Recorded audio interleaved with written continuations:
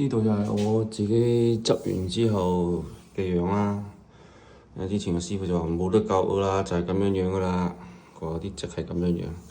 咁後尾我都唔放棄自己執過執過三次，重新執過三次。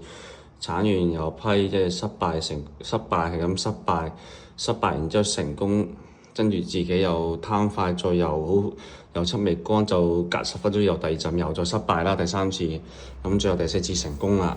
咁而家就冇晒之前嗰啲跡啦。不過呢度可能有少少瑕疵啦，但係總括嚟講就好過之前阿師傅執完個樣啦。佢就冇得救係咁樣樣。冇辦法啦，仲有少少瑕疵，畢竟自己即係學咗1個禮拜去執，就係做到咁嘅效果。